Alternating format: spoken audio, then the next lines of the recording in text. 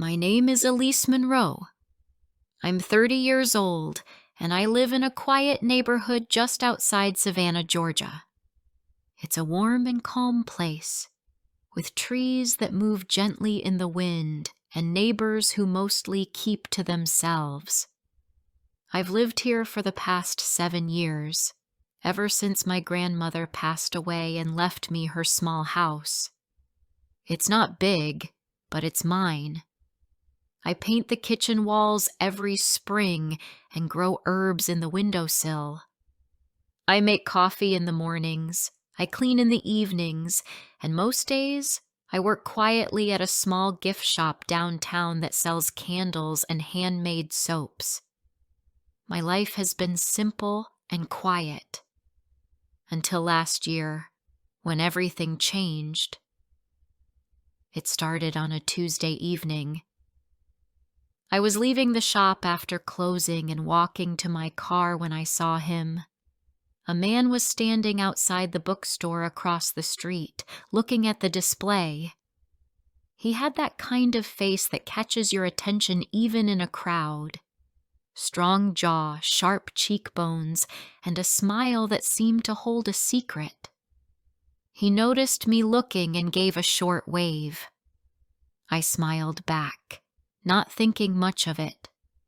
That's how things begin sometimes, without warning or drama. Just a wave across the street. The next evening, he was there again. This time, he crossed the street and asked me about the shop. I told him we sold handmade things, all from local people. He said his name was Damian, and he had just moved to Savannah from Chicago. He was working remotely, doing something with marketing and health brands, he said. He spoke clearly, laughed often, and listened in a way that made you feel like your words mattered. I didn't mean to fall into anything. I had been careful all my life. But Damian had a way of making you feel seen. We started seeing each other more often. He'd wait for me outside the shop and bring coffee. He'd ask about my day and tell stories about his travels. Soon, we were spending our weekends walking by the river, sharing meals at small restaurants, and staying up late talking about the kind of life we both wanted. He said he wanted peace and honesty. He said he was tired of big cities and noise and people who cared too much about money. I believed him. He looked me in the eyes when he spoke, and I never once felt like he was pretending. He told me I was strong. He told me I made him believe in good people again. And when he finally said, "I love you," I believed that too. There was a part of me that still held back. I'd been alone for a long time, not because I was afraid of love, but because I didn't want to be hurt by someone who didn't understand how much I had to lose. My grandmother had left me a large part of her savings when she passed. She had grown up poor and saved carefully all her life. She told me once, "Elise, use this money to build something that gives you peace." I kept it safe in a special account. I didn't touch it, not even when I needed new tires or when the roof leaked. That money was for something real, for a small wellness shop, maybe. A little space where people could breathe and feel calm. One evening, Damian and I sat on the back steps of my house, watching the sun go down. He held my hand and asked me about my dreams. I told him about the wellness store idea. He got quiet and then said, "Why don't we make it happen? I know people who invest in health brands. We could build something real together, something that helps others too." I said I needed time. He said, "I'm not rushing you. I just believe in you." That night, I couldn't sleep. I thought about the store, the peaceful space, the way he said we. I wanted to believe it was all true. A week later, I told him about the money. Not the full amount, but enough for him to understand what it meant. He didn't react with excitement. He got serious. He said, "You don't have to do anything, but if you want, I can help you make it grow. I can double it, even triple it in a year. I have connections, Elise. I just need you to trust me." I was scared. I told him that. He held my face in his hands and said, "You don't have to be afraid of me." I thought about it for days. Then I said yes. I transferred $70,000 to a new joint account he helped set up. He said it would go to suppliers and early marketing. He showed me mock-ups of the brand and product packaging. It all looked real. I felt hopeful and afraid at the same time. But mostly, I felt like something big was finally beginning. 3 days later, Damian stopped answering my calls. At first, I thought he was busy. He had told me he was flying to Miami for a quick meeting, but then the messages stopped. His social media disappeared. The email we used to share store ideas bounced back. I went to his apartment. The front desk told me he had moved out 2 days ago. I stood there, my hands shaking, my heart sinking lower with every passing second. That night, I didn't sleep. I sat in my kitchen with the lights off, the bank app open on my phone, staring at the zero balance in that joint account. It wasn't just the money. It was the trust, the stories, the feeling that I had shared something honest with someone who never intended to stay. I wanted to scream. I wanted to throw something. But I did nothing. I sat there in silence, unable to cry, unable to feel anything except disbelief. The next morning, I called the bank. They said the funds had been transferred to another account. Private. Unreachable. I called the police. They asked if I had a contract. I said no. They asked if I had proof he lied.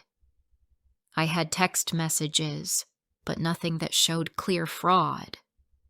The officer said, "If you gave him the money by choice, we can't classify this as a crime without more evidence." I said, "But he lied to me." He replied, "It's not fair, but it happens more than you think." I walked home slowly. My legs felt weak. I passed by the shop and didn't go in. I couldn't. Everything I had believed in felt like it had fallen apart. My friends tried to comfort me, but their words felt hollow. Some of them asked why I had trusted him. Others told me to move on. No one understood what it felt like to have your faith stolen from you, not just your savings. I stopped answering calls. I stopped going out. I stopped looking people in the eyes, but I couldn't stay in that darkness forever. One morning, I woke up and told myself, "He took what he could, but he didn't take you." I got out of bed, made coffee, and applied for a part-time job at a local bakery. It wasn't much, but it was a start. I swept the floors, sliced bread, and smiled at customers even when it hurt to do so. I took cash in envelopes and hid them in my drawer at home. I didn't go out, didn't spend on anything I didn't need. My dreams had shrunk, but my strength was slowly returning. Weeks later, I found myself searching Damian's name again. I told myself not to, but curiosity won. And then I found him. A different profile. Different city. Same face. He was smiling next to another woman. The caption read, "My whole world." Before I share the rest of my story, could you please tell me where you're from? It gives me strength to know there's someone out there who listens to me, who understands me. It means a lot to me. My heart didn't stop when I saw his face again, but it did slow down. That kind of slow that makes your chest feel heavy, like you've stepped into cold water without warning. I stared at the photo. He had his arm around her shoulder. Her smile was wide. He looked proud, relaxed, like someone with nothing to hide. I clicked on the profile, trying to find a clue. The name was different. The city was different too. It said Denver. He had listed his work as a wellness consultant. There were only a few photos, and the account was new. I couldn't prove it, but I knew it was him. The same jawline, the same confident eyes, the same pattern of appearing, building trust, and then vanishing with more than just money. This man wasn't careless. He was calculated. And I was not his first. I didn't cry. I didn't break anything. I didn't scream. I just sat there and stared. And then I took a screenshot. I opened a new notebook and began writing. I wrote everything I remembered. Every message, every promise, every transfer, and every red flag I had ignored. I wrote until my hand hurt. Then I made a folder on my computer and saved all the screenshots of our texts, the payment receipts, the brand mock-ups, and now his new profile. I didn't know what I was going to do with it all, but I knew I wasn't going to stay quiet. I went back to the police with my new evidence. A different officer was on duty this time. Younger, sharper. He listened. He asked to see the screenshots and notes. He didn't promise anything, but he said something that mattered. "We'll open a case." I exhaled slowly. I didn't even realize I had been holding my breath. A few days later, I got a call from the same officer. They had started digging. Damian, or whatever name he was using now, had used several aliases across different states. He didn't have a criminal record, but there were similar stories. Women who had trusted him. Women who had lost everything. The officer asked me to come in. I brought my notebook and sat in front of him, feeling nervous but determined. After I finished explaining everything, he leaned back and said quietly, "You're not the only one." He turned the computer screen toward me. There were 3 other names listed. 3 women. 3 cities. Same method. Trust. Romance. Investment. Disappearance. I didn't know what to say. A part of me wanted to feel relief, knowing I wasn't alone. Another part of me felt sadder than ever, because now I saw clearly that this wasn't a mistake. It wasn't a bad man who made a bad decision. It was a pattern. A man who studied hearts and chose to break them for profit. The officer gave me the phone number of one of the women. Her name was Morella. That night I called her. I expected silence, maybe anger, but what I heard was quiet crying. He said I was his miracle, she whispered. I gave him my savings. I thought we were planning a life. I didn't speak for a moment. We cried together. We were strangers, but we carried the same wound. Over the next few weeks, Morella and I spoke every evening. At first, we talked about what he had said to us, how similar his words were, how rehearsed they now seemed. But over time, our conversations changed. We started talking about ourselves, our dreams, our families, our losses, our hopes. Morella was soft-spoken and thoughtful. She worked as a school nurse in Missouri and loved gardening. She said her friends stopped calling after they found out what happened. I told her I understood. Mine had faded too. Not because they were cruel, but because they didn't know what to say. Pain makes people uncomfortable. One evening, Morella said, "Maybe we can't get our money back, but maybe we can make sure he doesn't do it again."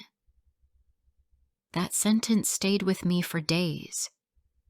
I had been thinking only about my loss, but Morella was thinking beyond herself. She was right. We started a simple blog. Nothing big. We called it Face Behind the Smile. We didn't post his real name or photo at first, just wrote stories. Real stories, our stories. How he spoke, what he promised, the signs we had missed. We wrote guides about online safety, warning signs, emotional manipulation, and how to report fraud even when you feel ashamed. We didn't expect anyone to read it, but they did. Emails began to arrive. Women from other states, even other countries. Some had only spoken to him online. Some had met him in person. Some had stopped just before sending money. Others had given everything. They said things like, "Your post saved me," or "I thought I was crazy, but now I know I'm not alone." I cried reading those messages, not because they were sad, but because they gave me back a piece of myself. Morella and I became closer than friends. We became like sisters. We made a promise one night on the phone. No more hiding. No more shame. No more silence.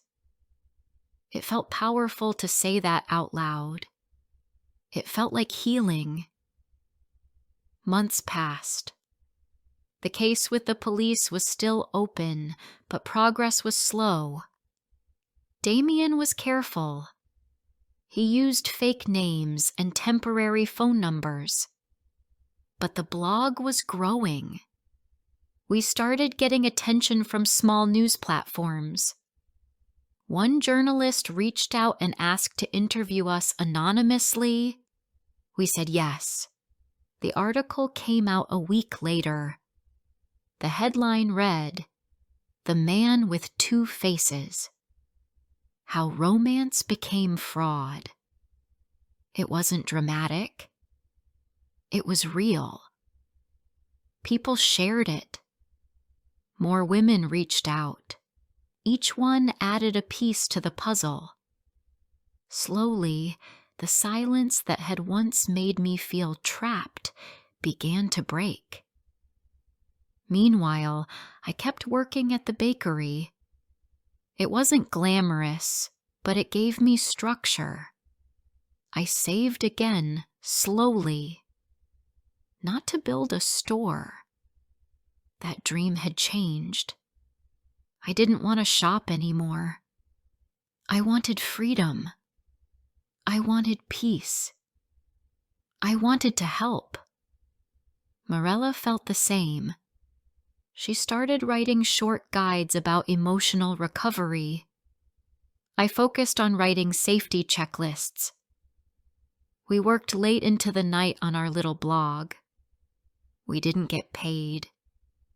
We didn't care. We were turning pain into something honest. One day the officer called again. His voice was more serious than before. "We might have a lead," he said. "We need you to come in." My stomach tightened. I didn't know if I was ready, but I went. He told me they had found a pattern in Damian's accounts. A hotel booking in Atlanta under one of his fake names matched with an IP address from one of his emails. It wasn't enough to arrest him, but it was enough to trace movements. He said they were passing it to a cyber unit. It would take time, but something was finally moving. That night, I called Marella and told her. We didn't celebrate. We knew the road was still long, but we felt stronger than before. She said, "You know, he thought he was smart, but he didn't see this coming. Two broken hearts becoming something bigger."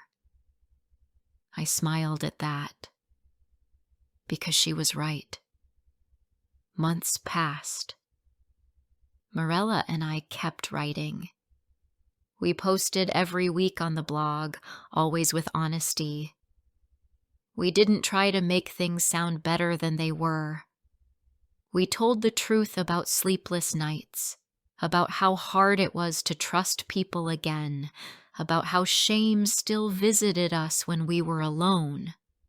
But we also wrote about strength, about small victories, about the way healing doesn't look like a straight road. One day I wrote a piece called, "It Wasn't My Fault." It was the hardest one I ever published. In it, I told the full story how I trusted him, how I lost everything, how I almost lost myself. But I ended it with one line. He took my money, but he didn't take my voice. That post got more views than anything else we had written. I started getting emails from people who said they had never told anyone their story until now. Then came the call that changed everything. It was a Tuesday afternoon. I was on my lunch break, sitting on a bench behind the bakery, eating a plain cheese sandwich and checking messages. The number wasn't saved in my phone, but I answered anyway. It was the officer from Savannah. His voice was calm but serious. "We've made an arrest," he said. My heart stopped. "Is it him?" I asked. "Yes," he said. "He was caught in Dallas under another false name, but the identity matches the digital trail we've been following. It's Damian." I didn't speak. I sat there in the sun, sandwich forgotten in my hand, just breathing. After a moment, he said, "We'll need your full statement again, Now, as part of the official case, would you be willing to testify if this goes to court? I said yes. Without hesitation, I was ready. I called Morella that evening. She started crying as soon as I told her. I didn't think this day would come, she whispered. Neither did I said. But we didn't stop. That made all the difference. The next few weeks were full of forms, emails, and meetings. The process wasn't easy. There were lawyers, court dates, and legal words that felt cold and distant. But I kept my focus. Damian had used different versions of his story with each woman, but the core was the same. Build trust. Build hope.